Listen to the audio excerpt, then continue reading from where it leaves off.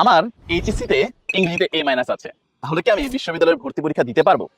উত্তর হলো হ্যাঁ, তুমি যে কোনো বিশ্ববিদ্যালয়ের মধ্যে অ্যাপ্লিকেশন করতে পারবে।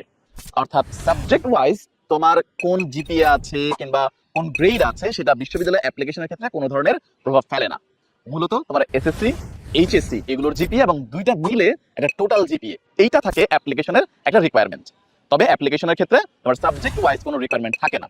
তবে হ্যাঁ, যদি আমরা দেখতে পাই চান্স পাওয়ার পরে কোনো সাবজেক্ট আমাদের পড়তে হয়, সেখানে কিন্তু আমাদেরকে বিশ্ববিদ্যালয়ের আলাদা আলাদা সাবজেক্ট ভিত্তিক অনেক রিকোয়ারমেন্ট থাকে।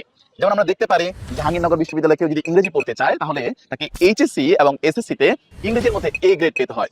আবার অনেকগুলো সাবজেক্ট থাকে যেমন রাষ্ট্রবিজ্ঞান, অর্থনীতি, সেগুলোর মধ্যে ইংরেজিতে আমাদেরকে পেতে হয় এ মাইনাস। তো যদি আমরা খেয়াল করে দেখি আমার ইংরেজিতে বা কোনো সাবজেক্টে এ মাইনাস আছে, অ্যাপ্লিকেশনের ক্ষেত্রে আমার কোনো ভয় পাওয়ার দরকার নাই। জিপি রিকোয়ারমেন্ট ফুলফিল হলেই আমরা কিন্তু অ্যাপ্লিকেশন করতে পারবো।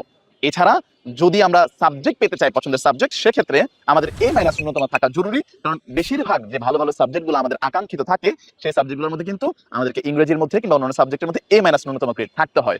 এবং আমরা যেটা বললাম জাহাঙ্গীরনগরের ক্ষেত্রে কিন্তু ইংরেজি পেতে হলে ইংরেজিতে এইচএসসি তে এ গ্রেড থাকতে হবে।